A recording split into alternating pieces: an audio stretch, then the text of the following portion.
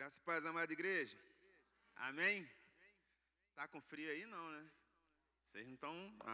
então tá bom. Frio acho que espantou alguns, mas temos os guerreiros aqui que não estão nem aí para o frio e vieram se aquecer aqui na presença do Espírito Santo, na comunhão do corpo de Cristo. Amém? Louvado seja o nome do Senhor. Cumprimenta aí o irmão, a irmã que está do seu lado, dá a paz do Senhor, dá um bom dia.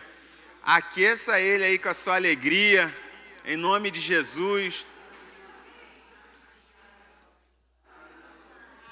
Se porventura alguém chegou aqui nesse lugar, nessa manhã, triste, preocupado com alguma coisa, eu declaro sobre a sua vida a bênção do Senhor, em nome de Jesus.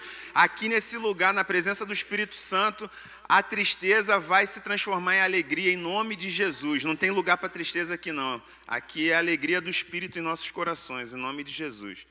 Vamos falar hoje aí sobre a lição número 9. Dizer também que, destacar aqui, né, justificar a ausência do pastor Eliezer. Ele está em viagem aí, está pregando, onde é mesmo, irmã Roseli? Ponta Grossa. E aí por isso que ele não está aqui nessa manhã, mas nós estamos aqui. Da outra vez que o pastor não estava, ele era o autor da lição e tinha a foto dele ali para dar uma animada no pessoal. Hoje não é ele, eu não coloquei a foto, mas tá bom, tá valendo. Vamos falar hoje sobre Barnabé, lição número 9. Eu acho que pode baixar um pouquinho, por gentileza, Sérgio, o volume do microfone acho que está um pouquinho alto, está dando um pouquinho de microfonia aí. Barnabé e seus bons exemplos como discipulador, está aí na página 55. O autor é o pastor Lars Bertil Ekström. Meu sueco está em dia, está top. Por isso que eu consegui pronunciar certinho. Eu acho que é isso. Tomara que ele não fique chateado comigo. E os nossos textos bíblicos inspirativos estão aí no final da página 55. E também você pode acompanhar na sua Bíblia, caso você não tenha a revista, em Atos 11, 19 ao 26. Atos 11, 19 ao 26, como de costume, vou pedir para uma irmã e um irmão estarem lendo versículo a versículo, começando por uma irmã. Leia, por gentileza, bem alto para todo mundo escutar e estremecer as paredes da igreja.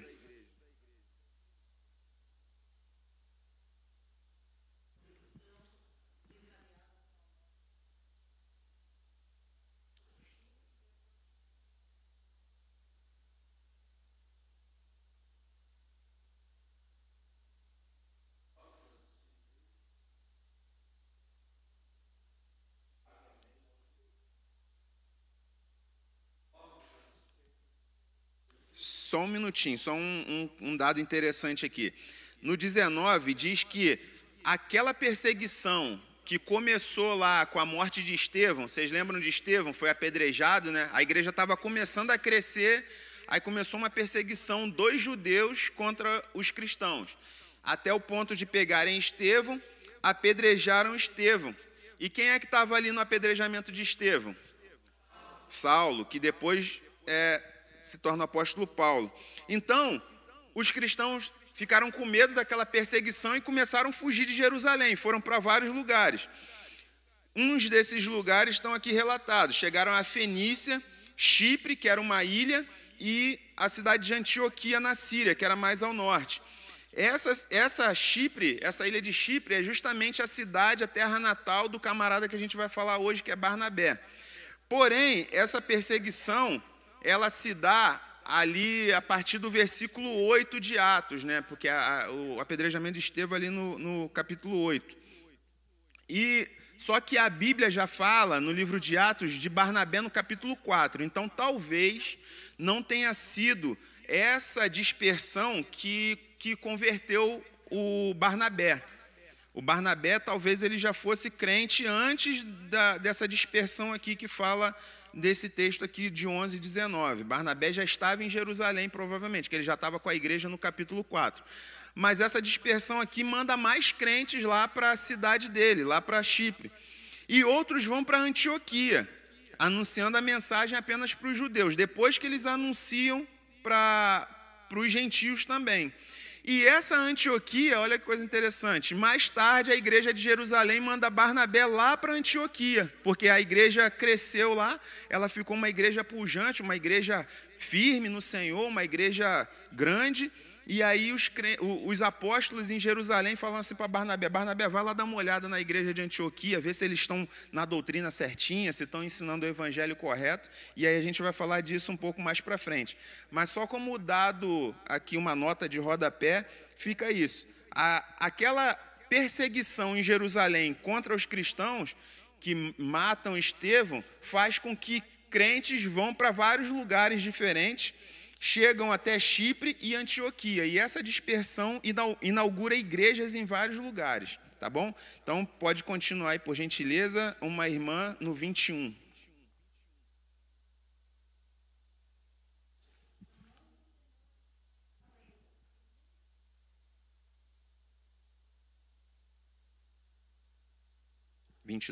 Um irmão.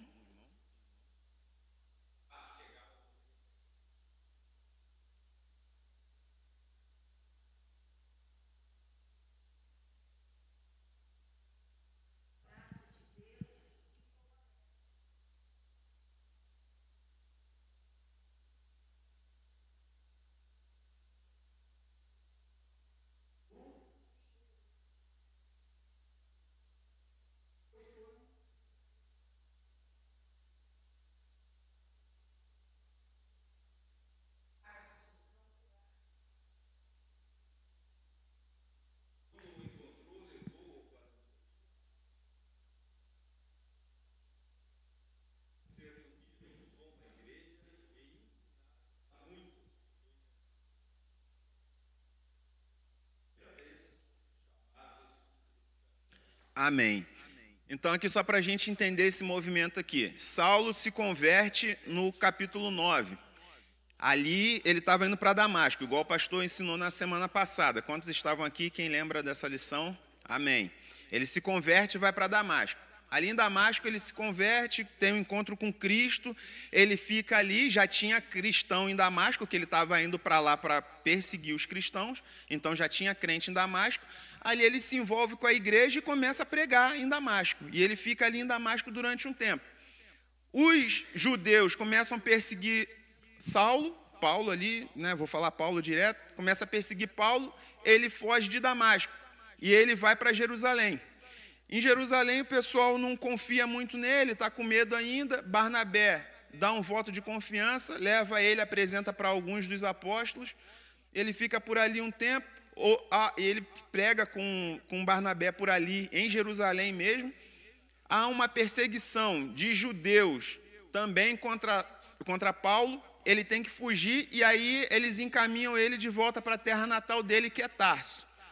E em Tarso ele fica ali, a história não conta muito bem, né, o tempo que ele ficou em Tarso, mas ele fica em torno de 12 a 13 anos em Tarso. E a igreja vai se desenvolvendo, a história vai correndo, até que a igreja de Jerusalém manda Barnabé para Antioquia. Barnabé chega em Antioquia, vê a graça do Senhor ali, os gentios se convertendo, recebendo o Espírito Santo, todo o movimento do Espírito ali, aquele avivamento em Antioquia. Ele se lembra de quem? De Saulo, de Paulo, tanto faz. Mas aí ele lembra de Paulo e ele vai lá, ele fala, ele está lá na cidade dele, vou lá buscar ele que vai ser interessante ele me ajudar aqui na obra. E vai lá, busca ele e traz para Antioquia. E ali em Antioquia eles se envolvem na missão e trabalham bastante ali em Antioquia. Então, só para os irmãos entenderem, Paulo, ele se converte, fica em Damasco um tempo, vai para Jerusalém. Isso aí dá mais ou menos uns 3 anos após a sua conversão, entre o tempo que ele fica em Damasco e ele vai para Jerusalém. Num primeiro momento ele não é muito bem recebido, ele é expulso de lá, tentam matá-lo, ele foge, vai para a sua cidade natal, que é Tarso, fica lá por 12, 13 anos, e só depois disso, mais um ano que ele fica, 1 ou 2 anos ele fica em Antioquia, e aí ele volta para Jerusalém uma segunda vez para levar os donativos lá, porque estava passando uma grande fome em Jerusalém. A gente vai ver isso mais para frente, tá bom? Então, Saulo, até ele ir a Jerusalém pela segunda vez, é uns 14 anos depois da sua conversão. Vamos recitar juntos aí o texto áureo da lição? que se encontra em Atos 13, 2, tá bom? Todos juntos, 1, 2 e 3. Enquanto adoravam ao Senhor e jejuavam, disse o Espírito Santo: separem-me Barnabé e Saulo para a obra a que os tenho chamado. Atos 13, 2. Amém. Vamos orar. Senhor, em nome de Jesus, nós te louvamos mais uma vez pela tua palavra bendita, santa, maravilhosa e que traz vida aos nossos corações. Nessa hora eu quero clamar ao Senhor, Pai, e pedir que o Senhor, Espírito Santo, esteja aqui nos ensinando. O Senhor que é o grande ensinador, o nosso consolador, o nosso ajudador. Ó Pai, ajuda-nos a entender, a compreender as verdades benditas, as verdades eternas que existem na Tua Palavra e no nosso dia a dia aplicar na nossa vida diária, Senhor Deus. Que não seja só uma teoria aqui em 4 paredes, esse lugar é bênção, é bom, mas nós devemos praticar a Tua Palavra na nossa vida diária lá durante a semana. Capacita cada crente aqui nesse lugar a receber a Tua Palavra, a compreender e a praticá-la conforme o Senhor deseja, em nome de Jesus. Amém. Objetivos da nossa lição nessa manhã: conhecer um pouco mais sobre a vida e o ministério de Barnabé, servo de Deus usado na obra missionária e no discipulado. Perceber a importância do discipulado na vida cristã. Qual a importância desse discipulado? O que é que temos que fazer? Está ali Mateus, os irmãos conhecem bem, Mateus 28, 19 e 20. Ide, portanto, fazeis discípulos de todas as nações, batizando-os em nome do Pai, do Filho e do Espírito Santo, ensinando-os a guardar todas as coisas que vos tenho ordenado, e eis que estou convosco todos os dias até a consumação do século. Então, esse é a importância do discipulado na vida cristã, é uma ordem do Senhor. A importância do discipulado e a importância de encorajarmos irmãos e líderes na caminhada da fé, mesmo convivendo com as diferenças pessoais. Encorajar os irmãos, mesmo com as diferenças. Vamos ter diferenças ao longo da caminhada, vai ter algum tipo de atrito, algum tipo de desentendimento, que ele não seja algo permanente e fatal ali, coisa que dá para resolver, mas todo mundo, se botar 2 pessoas para tentarem fazer uma coisa em comum, vai ter, ainda que um mínimo de desentendimento. Não, acho que é assim, acho que é assado, vamos fazer melhor assim. E o Espírito Santo é que vai ajustando essas diferenças de modo que a gente prossiga junto para o alvo e dê o resultado que Deus quer. Amém? Mas diferenças tem porque somos pessoas diferentes, mas temos que conviver com isso. E praticar os exemplos deixados por Barnabé. Quais são os exemplos dele? Compartilhar os recursos recebidos de Deus, sejam recursos materiais. Já deu 10:2? Ainda não. Já deu? Já, né? Meu relógio de pulso está atrasado. Vamos orar, irmãos, pela nossa campanha aí de Lucas 10:2. Tá? Vou pedir para a irmã Rosalice, para Deus enviar mais trabalhadores para essa seara, em nome de Jesus. Grandioso Deus e eterno Pai, nós te adoramos, Senhor. Nós dependemos de Ti. Portanto, estamos aqui para a glória do Teu nome, Senhor. Receba, Senhor, a nossa gratidão, a nossa alegria de Te servir.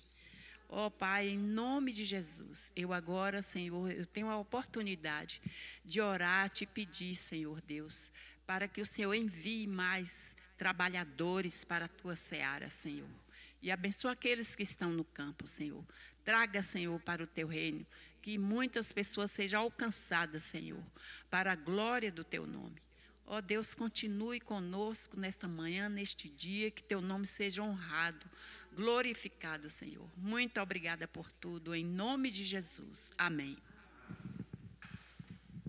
Obrigado, irmã. Vamos continuar aqui.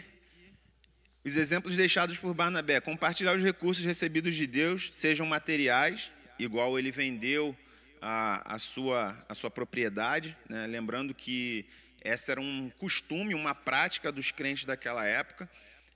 Foi uma prática da igreja, sentiu a necessidade naquele momento, mas em nenhum momento foi uma imposição dos apóstolos. Tanto é que quando Ananias e Safira vendem e entregam só uma parte, O apóstolo Pedro falou, se eu tivesse vendido e tivesse retido uma parte, não seria teu? Ninguém te obrigou. Agora, quando você mente, você mentiu, Ananias, aí você está mentindo para Deus, mentindo para o Espírito Santo e para Deus. Então, por isso que eles foram fulminados. Mas ele foi liberal e ele vendeu ali o que ele tinha e compartilhou o recurso material que ele tinha. Recursos intelectuais, irmãos.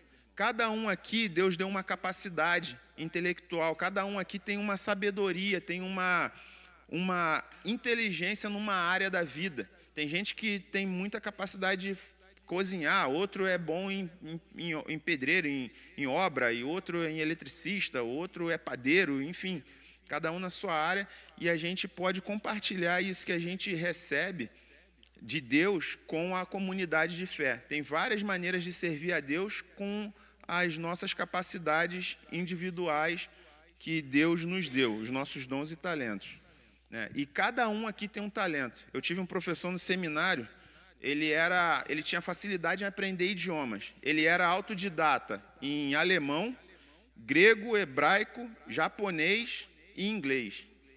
Autodidata, aprendia sozinho, ele começava a estudar e aprendia sozinho. Ele dava grego e hebraico para a gente no seminário. Aí um irmão, um colega de curso, ele falou assim, nossa, professor, caramba, queria ser talentoso assim, igual o senhor. Ele falou assim, Felipe, entenda uma coisa, você tem capacidades e talentos na sua vida que eu não tenho.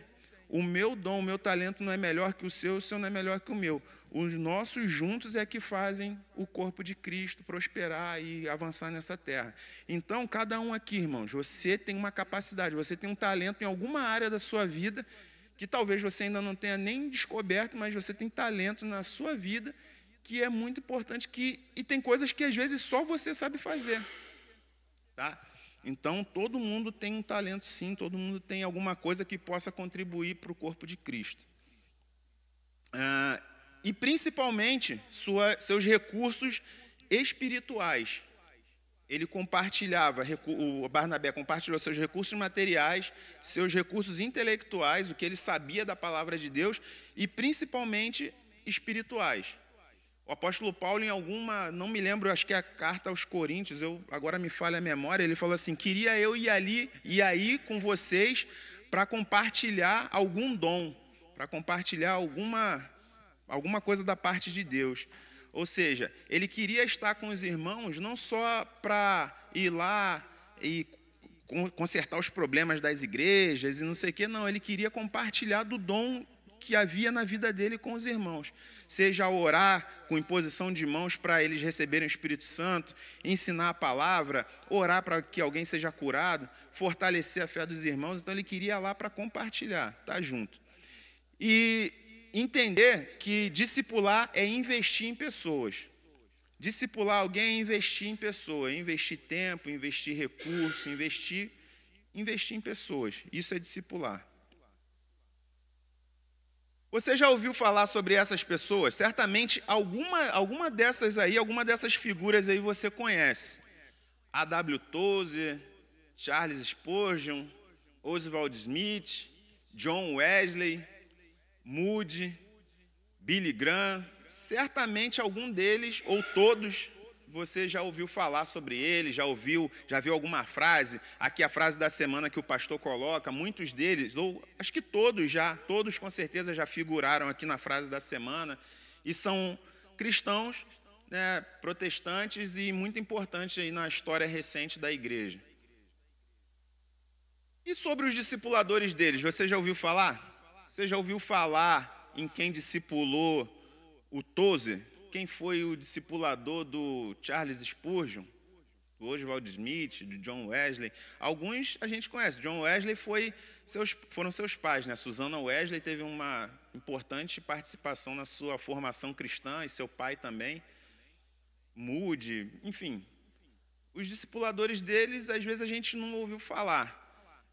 Mas qual será que foi a importância dos discipuladores deles no ministério deles, na vida cristã deles? No impacto. Quem foi que ganhou Billy Graham para Jesus? Quem foi que ensinou ele da palavra? Às vezes a gente não sabe. Mas olha a quantidade de pessoas que foram alcançadas pelo ministério do Billy Graham. Quantas pessoas se converteram através da pregação dele?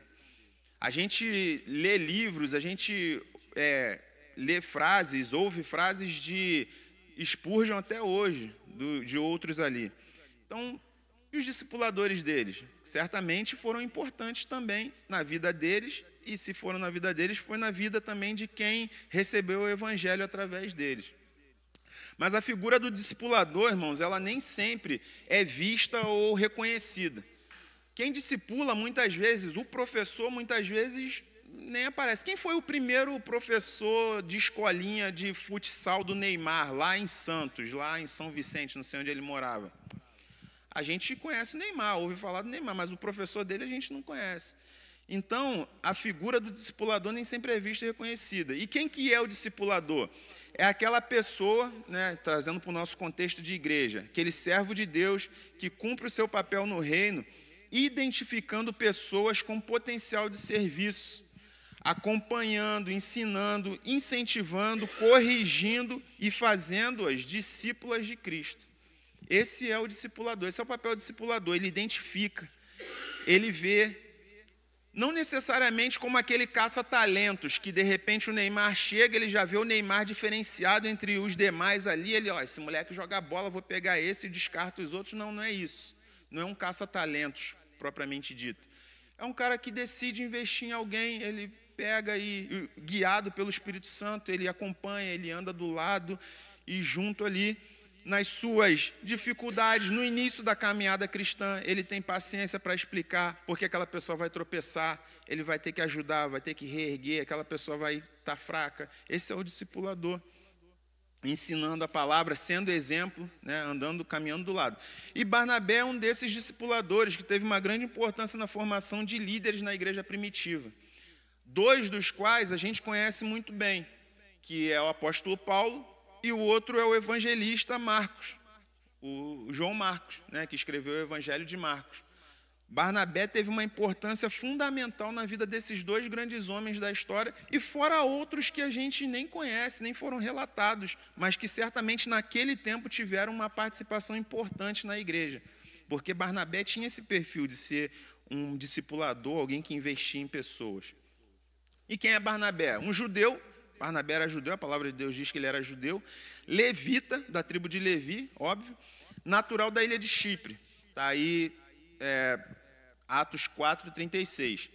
Seu nome verdadeiro era José, o nome dele não era Barnabé, o nome dele era José, mas os apóstolos deram esse apelido, esse sobrenome de Barnabé, que significa filho da consolação. Em outras traduções, outras bíblias, vai estar filho da exortação. Tem versões que diz filho do profeta. E aí, quando eu vi filho do profeta e filho da consolação, tinha, assim, parecia coisas muito diferentes, né? Por que filho do profeta? Mas é porque é do espírito de profecia, irmãos. Em 1 Coríntios 13:4, alguém, por gentileza, abre 1 Coríntios 13:4 para nós, por favor. Perdão, 14:3. 1 Coríntios 14:3, não é 13:4 não, inverti aqui. O irmão, quem achar primeiro aí, levanta a mão que o irmão Flávio vai alcançar o microfone aí. Pode levar para o pastor ali, Flávio, por gentileza.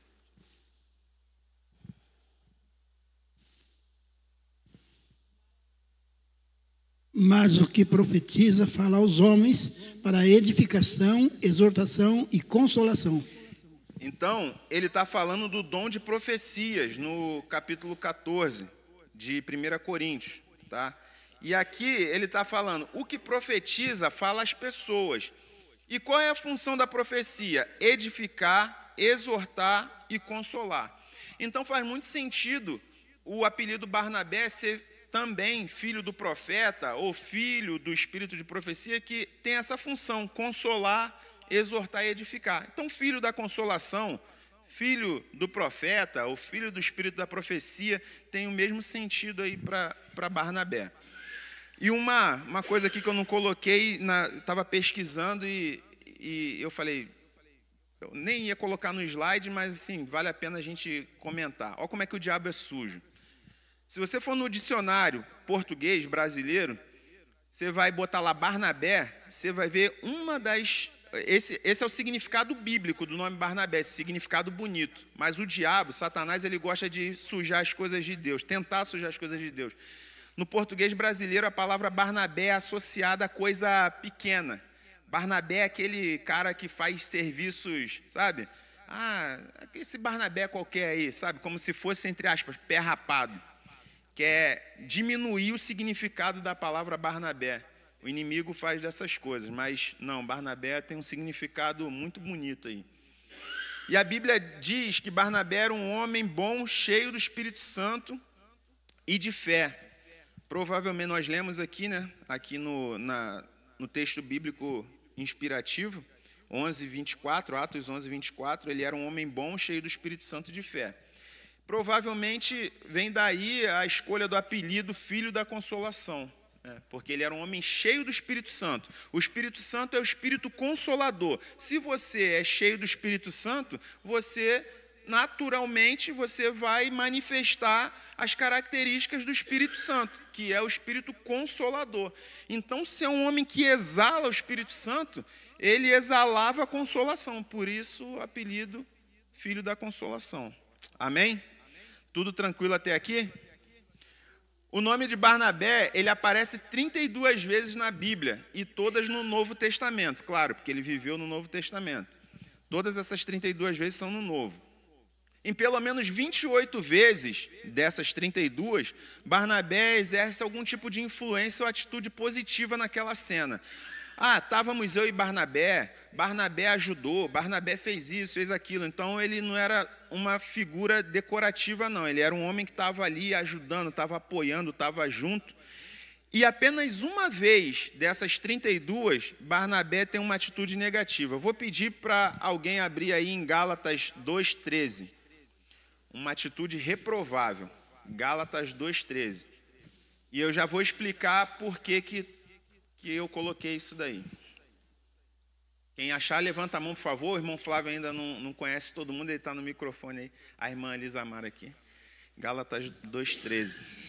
E também os demais judeus dissimularam com ele, a ponto de o próprio Barnabé ter se deixado levar pela dissimulação deles. Então, o que acontece, irmãos? Paulo estava ali na igreja de Antioquia, Paulo e Barnabé. A igreja de Antioquia, ela era uma igreja misturada. Ela tinha judeus e gentios ali, mas a maioria era gentios. E aí eles estavam ali vivendo junto com os gentios, lembrando que Barnabé era judeu. Paulo era judeu também, gente. Paulo era judeu. Ele é apóstolo aos gentios, mas ele era judeu. Mas eles viviam como os gentios. Eles abriram mão de todo o seu histórico de judaísmo, toda a sua linhagem, sangue azul e tal, e viviam com os judeus para poder pregar o evangelho aos judeus. Só que a igreja de Jerusalém, de vez em quando, enviava alguém lá para ver como é que estava e tal. E aí chega Pedro, o apóstolo Pedro, e fica lá também com os gentios, lá com a igreja de Antioquia, e comendo, não sei o que e tal. Depois de um tempo, chegam outros judeus enviados da igreja de Jerusalém, enviados por Tiago. Quando esses judeus chegaram, viram os caras lá, vivendo com os gentios, comendo as coisas que os gentios comiam, né? Talvez, aqui, vou conjecturar, tá, irmãos? Não se escandalizem, não. Talvez comendo ali um baconzinho, uma carne de porco, talvez. E aí os judeus ficavam assim meio escandalizados. E o apóstolo Pedro começou, né, no sapatinho, ir para o lado dos judeus e não queria mais comer ali com os gentios, não queria mais viver aquela vida dos gentios em Antioquia. O apóstolo Paulo olhou aquilo e falou, negativo, e deu de dedo na cara de Pedro, você é um hipócrita. Você estava aqui com os caras aqui, bacana, vivendo aqui, convivendo com a gente. Aí chega os judeus de Jerusalém, engomadinho e tal, e você vai para o lado dos caras. Só que diz que até o Barnabé foi nessa onda. Até o Barnabé começou a ir nesse negócio de manquetear entre dois pensamentos. O judeu estava ali, ele vivia igual o judeu. Aí o judeu ia embora, vivia igual o gentio. Aí Paulo arrematou os dois. Paulo não deixava passar batido, né? E aí essa é a primeira vez, ou a única vez que Barnabé tem uma atitude reprovável que nós lemos. E eu entendo, irmãos, que é bom que a Bíblia coloque isso. que a Bíblia não é um livro de pessoas perfeitas. Perfeito é só Cristo. Onde você vai encontrar o único homem perfeito é nos evangelhos. Todos os outros, todos os demais, têm alguma coisa que vai mostrar que ele é ser humano igual a mim e a você. Elias, Eliseu, José do Egito, quando a gente estudou aqui José, o pastor trouxe até uma coisa interessante da vida de José. Sempre eu lia José e falava, nossa, onde não tem uma falhazinha, não que eu estivesse procurando falha na vida de José, mas me intrigava. Nossa, José... Mas José lá diz que ele escravizou o pessoal que vinha comprar comida no Egito e tal, e a Bíblia deixa isso relatado lá. Ele usou os caras como escravo, e isso depois, né, foi meio que um tropeço para o povo de Israel. Então, Barnabé também, um homem que acertava em muitas coisas, em quase tudo, mas teve essa atitude reprovável. Isso descredencia quem ele era? Não. Isso desfaz o que ele fez na obra? Não. Isso torna reprovável para Deus? Não, porque provavelmente aquele confronto do apóstolo Paulo fez ele repensar suas atitudes, se arrepender e caminhar, continuar a sua caminhada cristã. E é isso que nós devemos fazer a cada dia, quando a gente tem um erro, uma falha. Amém. Alguma versão... A Mariana ali. É pergunta ou é para ler? Na tua tá primo? Tá, mais alguém, a versão tá primo? Amém. Tem uns que tá sobrinho, outros tá primo. Por quê, irmãos? A palavra grega, no original ali, é anépsios. Essa palavra só aparece aí. Ela não aparece em nenhum outro lugar para a gente comparar com... Então, algumas versões botam assim, estou com João Marcos, parente de Barnabé. Só que a palavra que usava nos outros textos para parente não é essa anépsios. Primo. Então, entendeu-se que era primo, porque existia uma palavra grega para sobrinho, que não é essa. Então, se Paulo quisesse dizer que ele era sobrinho, talvez ele os pés dos apóstolos. É aí que Barnabé é introduzido no relato bíblico. Tá? A primeira vez que a gente ouve falar em Barnabé. E ele não foi o primeiro a fazer isso, apesar de ter um destaque, mas nesses textos aqui, agora eu vou pedir para o Flávio, leva para a irmã Rosalice ali, por favor, lê para a gente, irmã, Atos 2, 44, 45, e um outro irmão ou irmã lê Atos 4, 32 ao 35. Atos 2, 2, 4, 4 ao 4, 5. 44, né? Todos os que creram estavam juntos e tinham tudo em comum. Vendiam as suas propriedades e bens, distribuindo o produto entre todos, à medida que alguém tinha necessidade. Amém. Então, isso é em Atos 2. O Barnabé vai entrar na história do relato bíblico em Atos 4, 36, ali, está lá em cima. Atos 4, 36, ele aparece aqui. Então, em Atos 2, bem antes dele aparecer, já tinha crente fazendo isso, vendendo as coisas e entregando aos apóstolos. 4, 32 ao 35. Quem achou, por gentileza, levantar a mão e o irmão Flávio vai levar aí o microfone.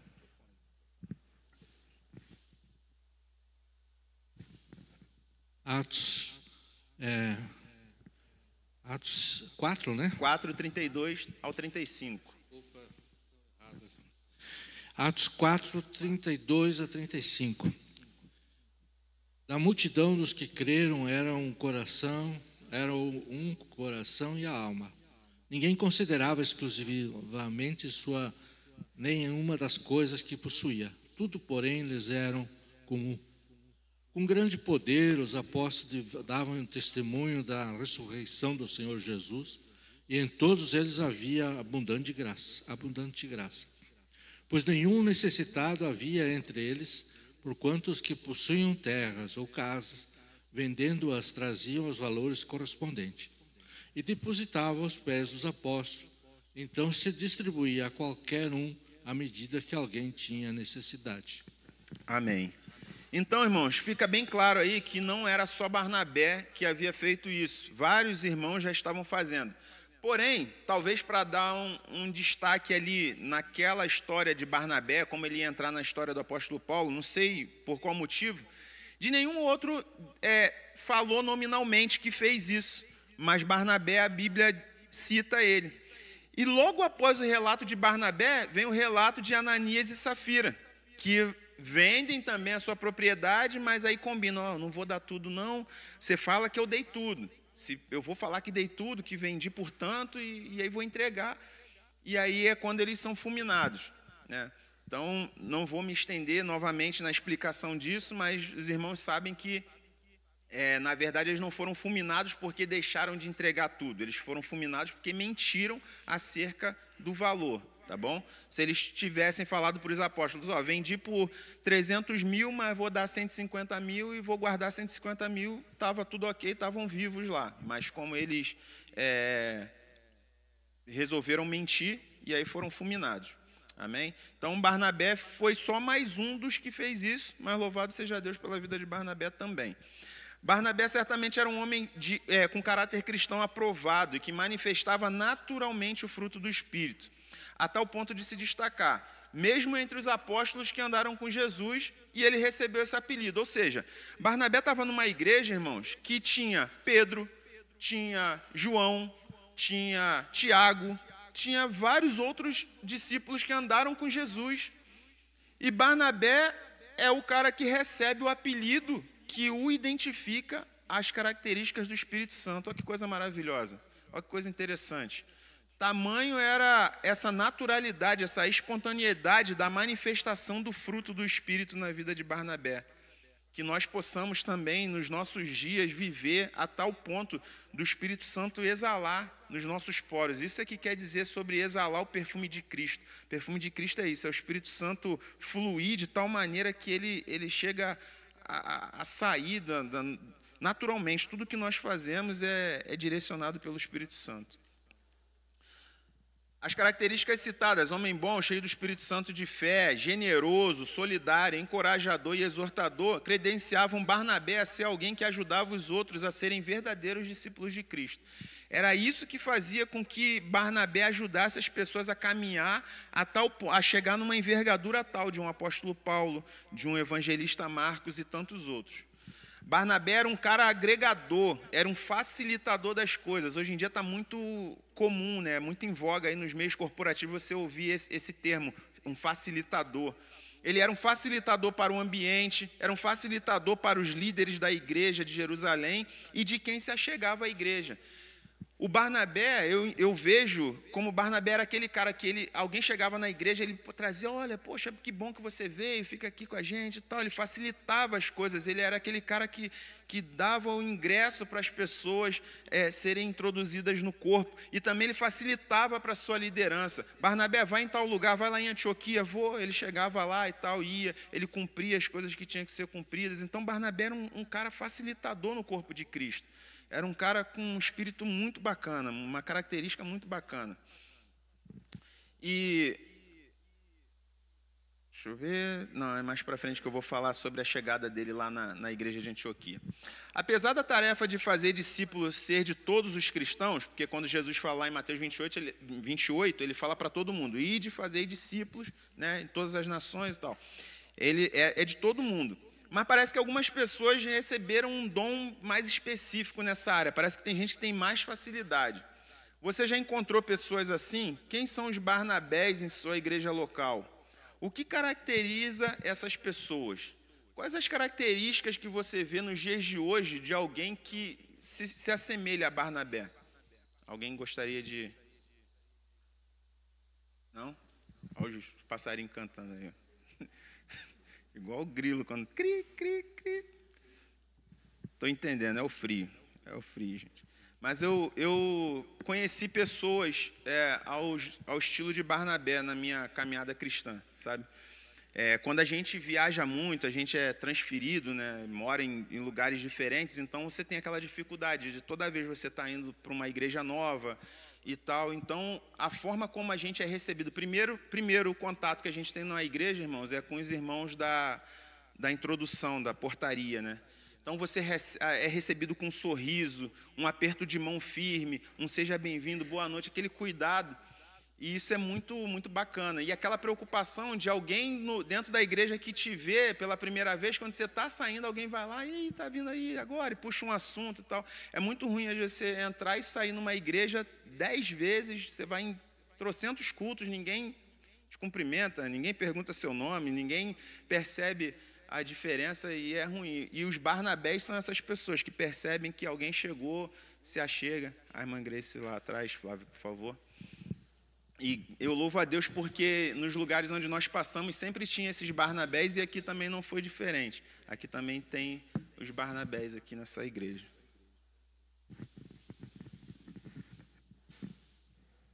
Eu só posso lembrar da irmã Delmi mesmo, sabe? Primeiro porque ela fica também, às vezes, na recepção e sempre tem um carinho, um amor por todo mundo, sabe? E realmente ela ajuda, quem realmente se achegar a ela, ajuda no caminho, incentiva, tudo mais, sabe? Tanto que quando a gente pensa, vamos falar para a pessoa, falar com alguém na igreja, né? A gente já pensa na irmã Delmi, sabe? De você estar sempre enviando essas pessoas para falarem com ela, para entenderem mais, sabe? Parte espiritual, tudo mais. Ela é uma grande bênção, sabe? Amém. Não quero puxar o saco, eu chamo ela de mãezinha, mas ela é muito especial mesmo, sabe? Eu poderia realmente conciliar ela com o Barnabé. Amém. Com certeza. Amém. Amém. Louvado seja o nome do Senhor pela vida dos nossos irmãos e irmãs que se dispõem a cumprir esse chamado.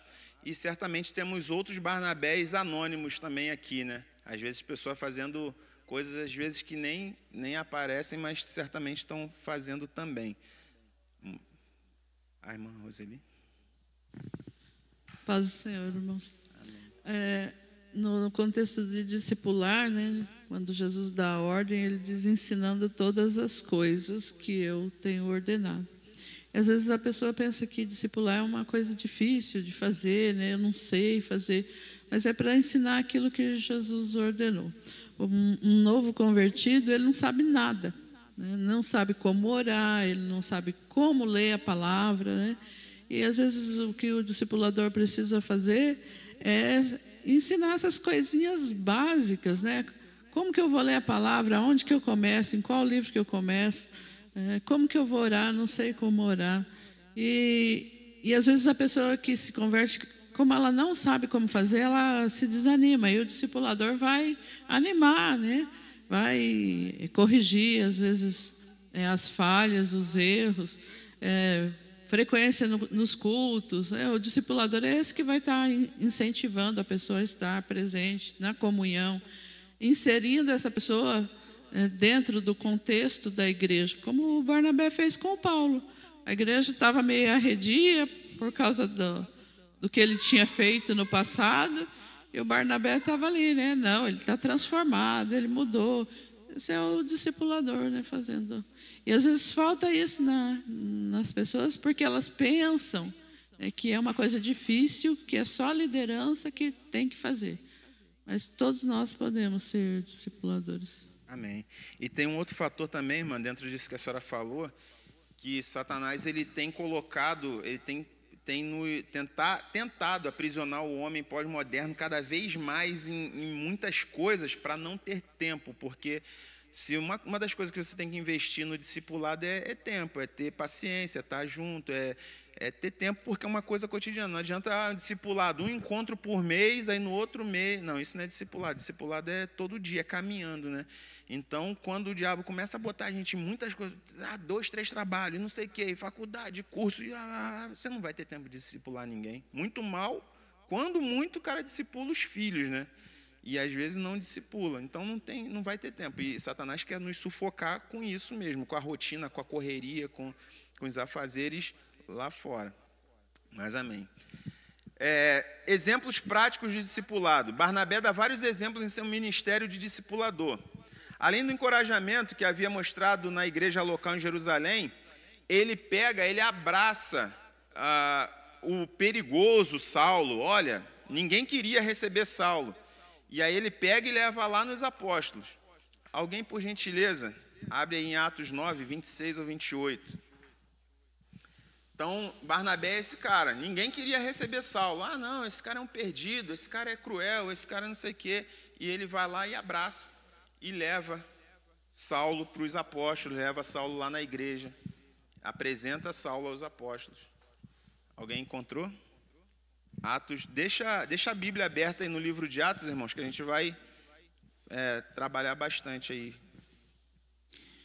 Tendo chegado a Jerusalém, procurou juntar-se com os discípulos. E todos, porém, temiam e não acreditavam que ele fosse discípulo.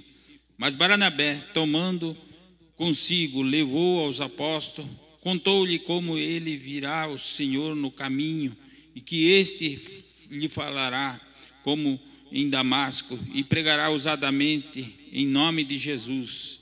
Estava com eles em Jerusalém, entrando e saindo, pregando ousadamente em nome do Senhor Jesus Cristo. Amém. Então, Barnabé, o que ele faz? Ele ouve a história de Saulo. Saulo está lá, estão falando assim, tem o tal, lembra aquele Saulo que perseguia a gente, que matava, não sei o quê? Ele está pregando aí na cidade. Barnabé, vou lá escutar, vou sentar com esse cara, vou ouvir a história dele. Está todo mundo com medo, eu vou lá, sentou. E aí, Saulo, me conta aí essa história da conversão. Ele, eu estava indo para Damasco e o Senhor me apareceu, eu fiquei cego e não sei o quê. Depois eu fui para Damasco, preguei porque eu entendi que Jesus Cristo é o Salvador, estava errado. Talvez eles conversaram por horas, a Bíblia não diz, mas eu estou aqui imaginando como é que Barnabé chegou à conclusão de que Paulo estava verdadeiramente convertido. Como é que a gente sabe que alguém se converteu? Conversando. Pode ser que ele estava enganado? Pode ser, mas o Espírito Santo na vida de Barnabé, irmãos, testificou que havia o Espírito Santo na vida de Saulo. Por isso que é importante a gente ter o Espírito Santo, por isso que é importante a gente pedir a Deus o dom de discernimento de espírito. Certamente, Barnabé, a Bíblia diz, não estou inventando nada, a Bíblia diz que Barnabé era um homem cheio do Espírito Santo e de fé. Ele era cheio do Espírito Santo, então quando ele conversou com Paulo, ele falou assim, não, o Espírito Santo está testificando aqui no meu coração que esse camarada está verdadeiramente convertido. Ele tem o Espírito de Deus na vida dele, a gente sabe, né, irmãos? Às vezes a gente é enganado porque quer, mas quando a gente tem o Espírito Santo de Deus, o Espírito Santo avisa e tal. E aí, o Espírito que havia em Barnabé testificou daquilo que o apóstolo Paulo estava contando para ele. E aí ele leva o apóstolo Paulo para os apóstolos lá. Fala assim, não, esse cara está convertido de verdade. Eu creio na conversão dele. E aí levou e tal, e falou com ele lá. O discipulador precisa estar disposto a investir na vida do discípulo. Investir o quê? Investir tempo, investir oração e, às vezes, investir recurso financeiro. Porque, às vezes, você vai ter que discipular alguém, irmãos, que não tem uma Bíblia. Você vai ter que comprar uma Bíblia, 70, 80 reais. Você, compra uma Bíblia, investe. Você, às vezes, vai ter que investir de ir na casa dele. Vai gastar condução, combustível, Uber, passagem de ônibus. Você, às vezes, vai ter que buscar ele para trazer na igreja. Isso é discipular.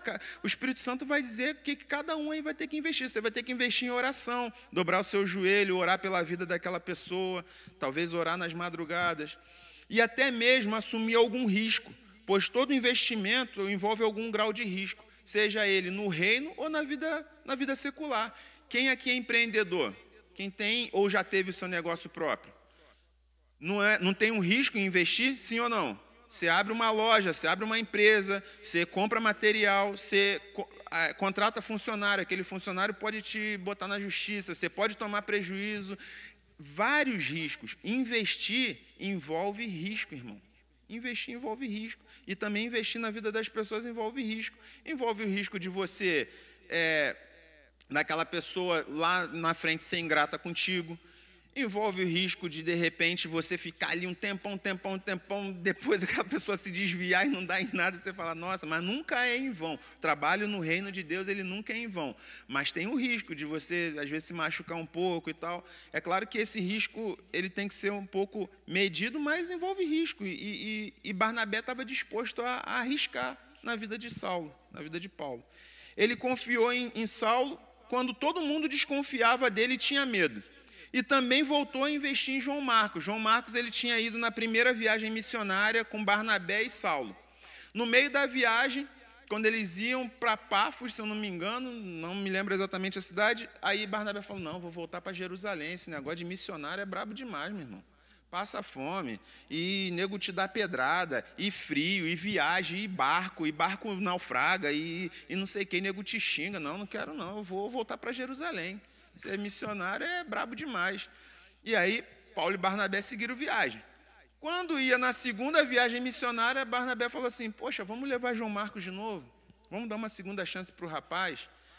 Paulo, negativo. Comigo ele não vai não, meu irmão. Vai, não, negativo. Vou levar aqui o Silas aqui, ó. Tá, o cara tá comigo aqui. Aí Barnabé, não, poxa, vamos levar João Marcos sim. E Paulo, não, vamos levar nada não. Agora, fazer um parênteses aqui, conjectura minha. Você quer levar ele só porque ele é seu parente, quer proteger ele, não sei o que e tal. Mas não, Barnabé estava investindo de novo no rapaz. E a prova de que valeu a pena o investimento é que lá na frente, quando Paulo estava preso, já prestes a morrer, na segunda carta de Paulo a Timóteo, ele fala de João Marcos. Ele fala, traz João Marcos aqui, porque ele me é útil no ministério. Ou seja, João Marcos, aquele investimento de Barnabé, porque Barnabé some, né, na história. Depois dessa segunda viagem missionária, Barnabé não aparece mais. Ele é até citado por Paulo lá na frente, mas no relato bíblico ele não fala mais nada que Barnabé fez. Ele seguiu viagem, foi fazer missões para outro canto, e o livro de Atos continua falando só de Paulo. Mas lá na frente, João Marcos, Paulo pede para ele vir na prisão com ele. Ele escreve o Evangelho, né, o Evangelho de Marcos, e os historiadores dizem que esse Evangelho, o João Marcos, ele foi escrevendo o Evangelho ouvindo o que o apóstolo Pedro contava para ele das histórias. Tá? Então, provavelmente, ele também andou com o apóstolo Pedro. Então, assim, Barnabé confiou, investiu em Saulo quando ele ainda era novo convertido, ainda sob o risco dele ser ainda um perseguidor dos crentes, e investiu em João Marcos depois dele ter vacilado. O exemplo de Barnabé mostra que o discipulador tem que ser uma pessoa humilde. O discipulador ele não pode ser um carrasco.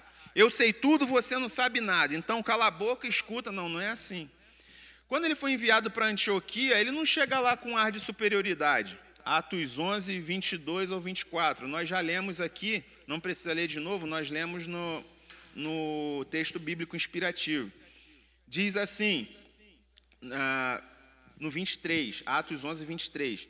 Este quem? Barnabé, ali chegando e vendo a graça de Deus, ficou alegre e os animou a permanecerem fiéis no Senhor de todo o coração. Então ele não chega lá, não dá carteirada. Eu vim de Jerusalém, eu sou parceiro dos apóstolos, entendeu? Eu sou o cara, você me conhece? Você sabe com quem você está falando? Eu sou Barnabé, rapaz. Eu sou amigo, sou fechamento do Tiago, do Pedrão. Não, ele chega ali humilde, ele olhou, ele se alegrou. O pessoal estava vivendo a vida cristã. Ele congregou com os caras ali. Talvez se fosse no nosso contexto aqui, Barnabé ia chegar no culto, ia sentar aí pelo meio da igreja, num banco aí, e todo mundo louvando, ele também louvando, levantando a mão e orando com todo mundo. Essa era a característica de Barnabé. Ele não chegou lá, eu sou parceiro dos apóstolos e tal, negativo.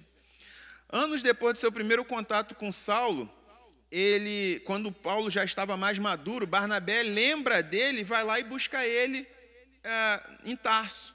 Ele está lá em Antioquia, se alegrando com os irmãos e a igreja crescendo. Ele falou assim, olha, Paulo se daria bem aqui nessa igreja, cara, porque Paulo ele tem essa facilidade de falar com gentios, ele tem essa dupla nacionalidade, ele é judeu, mas ele também tem a nacionalidade romana, então ele chegaria aqui bem, ele falaria com esse pessoal, vou lá buscar Paulo, e vai lá e busca Paulo e leva para Antioquia. E Barnabé foi fiel companheiro de Paulo em todo o início do seu ministério. Ele andou com Paulo, ele ajudou Paulo, ele estava na viagem junto. Eles só se separaram por opção de Paulo, que não queria levar João Marcos.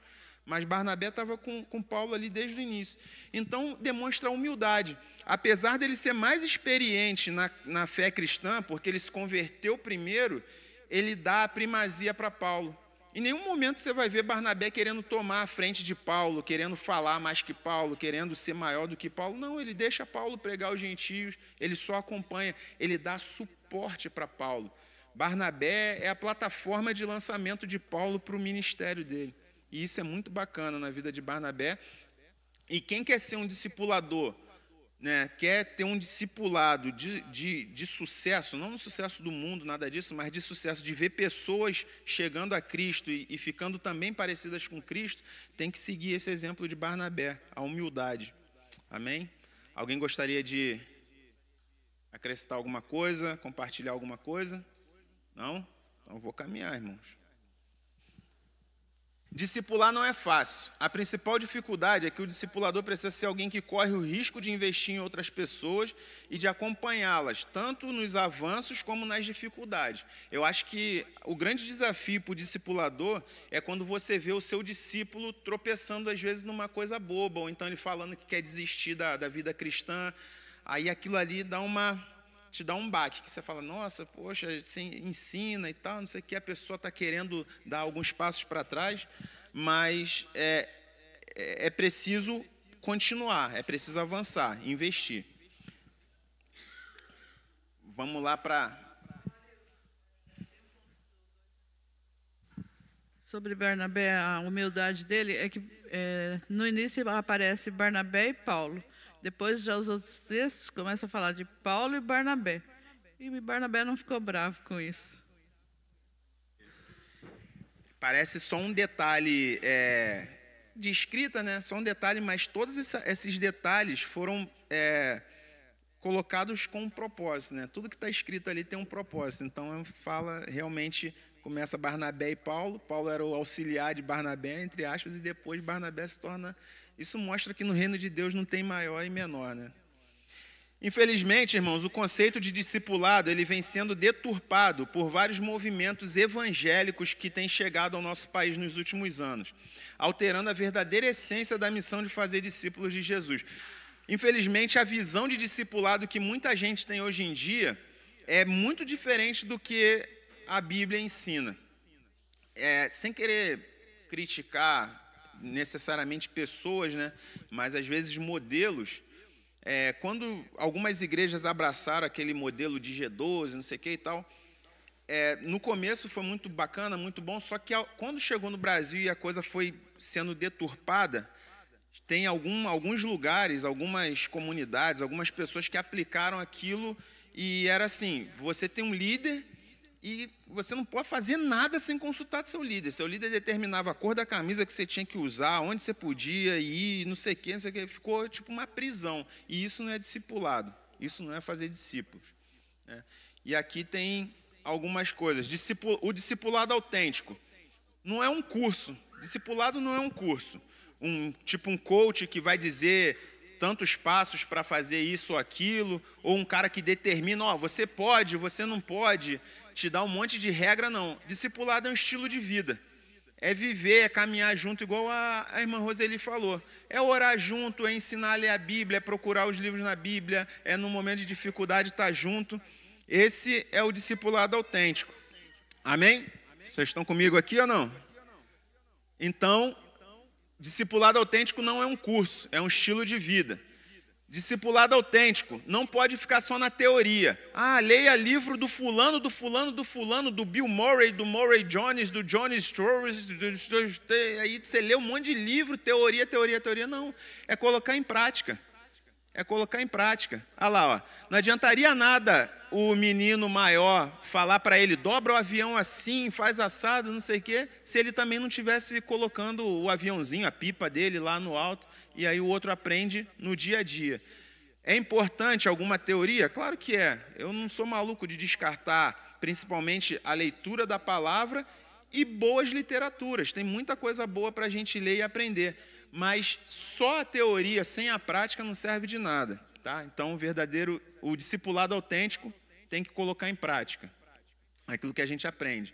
Discipulado autêntico não pode ser só coisa externa, você formar um crente, um religioso só externo. Você tem que mudar a roupa, você tem que mudar não sei o quê, não pode a maquiagem, não pode não sei o quê. Aí o cara é um crente só de aparência, mas o interior é vazio. Não, é uma vida inteira. É o exterior, mas principalmente o interior, porque o exterior ele vai refletir o que a gente tem no interior. Se você quiser mudar a pessoa só por fora, não vai adiantar. Então, se a pessoa for transformada por dentro, o exterior dela vai ser transformado. Então, discipulado autêntico não tem a ver com coisas externas, mas a vida interna e a vida inteira da pessoa. Discipulado autêntico não é para trazer pessoas simplesmente para encher o templo, não é igreja para dentro, é igreja para fora.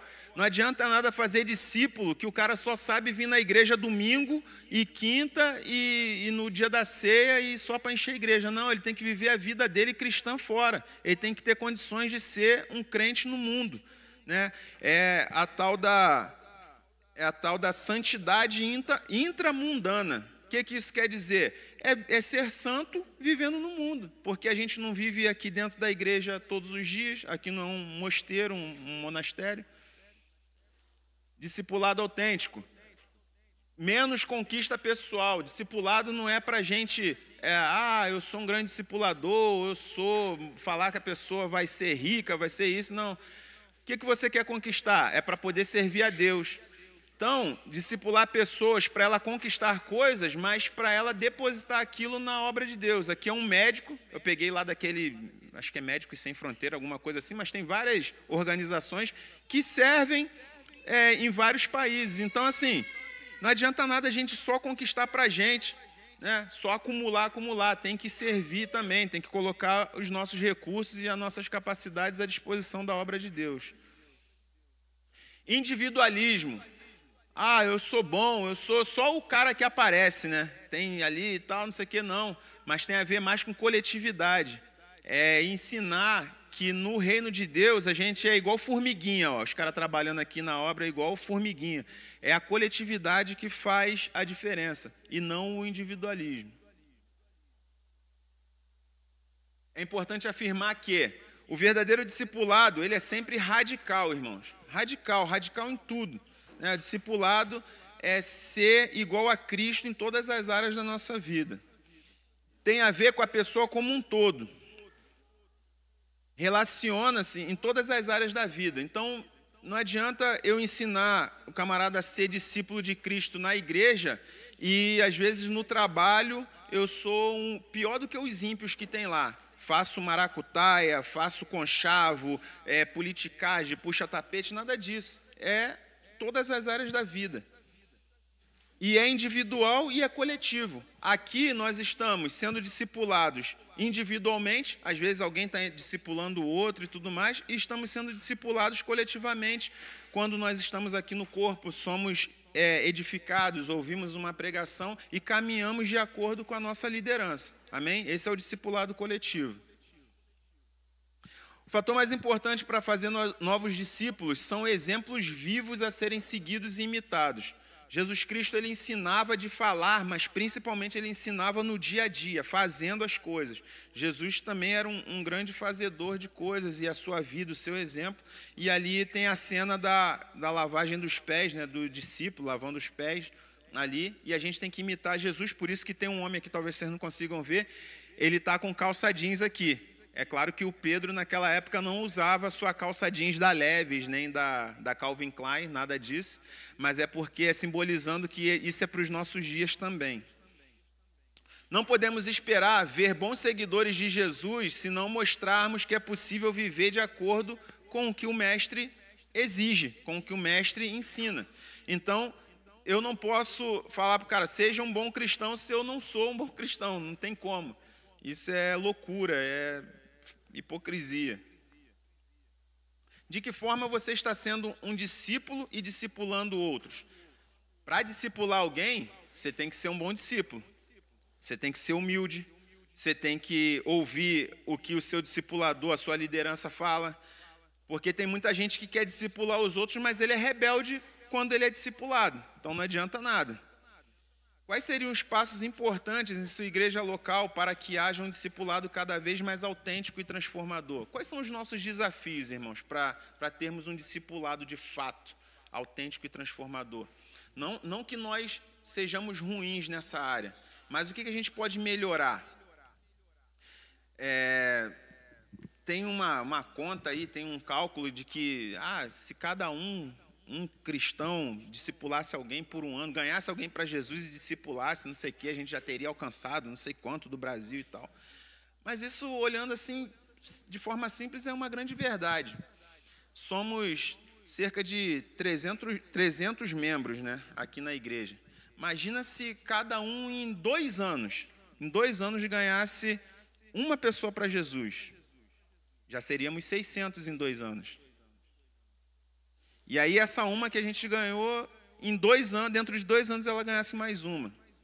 E aí eu sou ruim de matemática, eu não vou saber quanto que é, mas eu sei que vai ter gente pra caramba.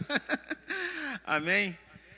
Então nós precisamos melhorar, precisamos avançar nessa questão aí de discipulado. Somos péssimos? Não. Discipulado aqui é excelente. Temos um bom número de pessoas na EBD, podemos melhorar, mas tem um bom número de alunos na EBD. Nossos discipulados aí, em geral, nos jovens, nos adultos, caminham e tal, mas a gente sempre pode melhorar. Amém? Alguém gostaria de... Não? Tá tranquilo? Então vamos para a conclusão. Um discipulado transformador significa um crescimento na fé prática, tanto individual como coletiva. A prova de que a igreja está praticando um verdadeiro discipulado é ver que a sã doutrina está sendo replicada corretamente. Não se trata apenas de números, mas sim dos ensinos de Cristo. Parece uma controvérsia com o que eu falei anteriormente, mas não é isso. Eu falei que nós estamos bem com relação ao discipulado. Qual é a prova de que nós estamos bem? É ver que a sã doutrina ela é replicada corretamente. Essa é uma igreja sadia na sua doutrina. É uma igreja que pratica a sã doutrina. Então, isso mostra que nós estamos bem no discipulado. Mas também nós podemos melhorar. Amém? Sim ou não? E ao seu discípulo Timóteo, Paulo mostra que aprendeu sobre discipulado com seu discipulador Barnabé, dizendo: e as coisas que me ouviu dizer na presença de muitas testemunhas, confie, ou seja, transmita a homens fiéis, que sejam também capazes de ensinar a outros. Então, Timóteo, tudo que você viu eu fazendo e ensinando, transmita isso a outros homens fiéis que tenham capacidade, condição de ensinar a outros também. E assim o evangelho vai sendo replicado, vai sendo transmitido e chegou até os nossos dias. Há 2000 anos ele está sendo transmitido e chegou até nós, e que nós possamos também passar para as próximas gerações um evangelho puro, um evangelho simples, um evangelho sem mistura. Amém? Para que essa geração aqui, ela também tenha condições de passar o evangelho à próxima e à próxima até a vinda de Cristo. Amém, irmãos?